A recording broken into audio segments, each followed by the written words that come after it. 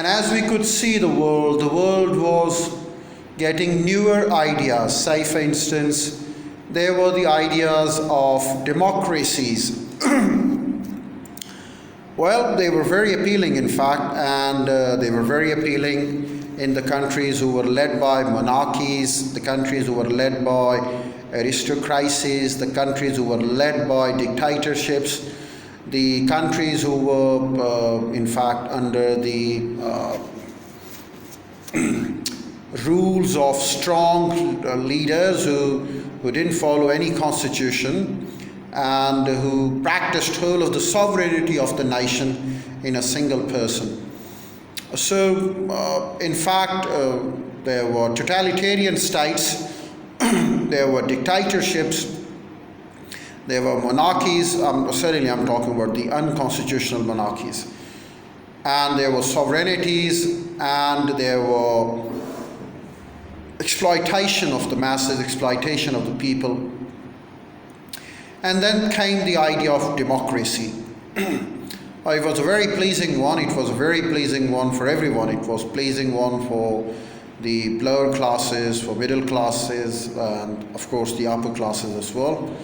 And it was in fact appealing to the worker classes, because the worker classes were high in size, high in number. So an appeal to our worker classes meant an appeal to the whole world. But what we saw about these democracies, talk about parliamentary democracy, talk about presidential democracy, talk about any form of the democracy, it in fact ran on the foundation, on the basis of capitalism in that country.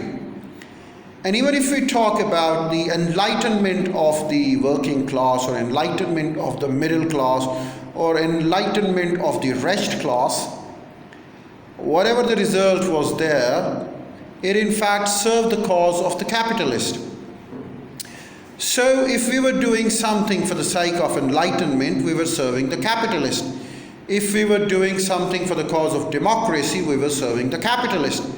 If we were doing something for the cause of human rights, we were serving the capitalist. If we were doing something for the cause of women equality, women uprising, we were in fact serving the cause of the capitalist. In fact, capitalists had clutched all of the resources of the nation, all of the institution of the nations, and they were getting all the benefits. And then the idea came for a welfare state. Even the idea of a welfare state, which nurtured in the capitalistic countries, which nurtured in the advanced countries, which nurtured in the industrialized countries of the world, it in fact served the cause of capitalism. So in fact, capitalism had manipulated itself so much over the resources, over the institutions of the various states in the world, that they were the gainers in any of the losses or any of the gains that a nation had. Whether a nation lost, they gained something out of it. Whether a nation won something, they always made the gains on it. So capitalists were always the gainers, whether the nation lost or won.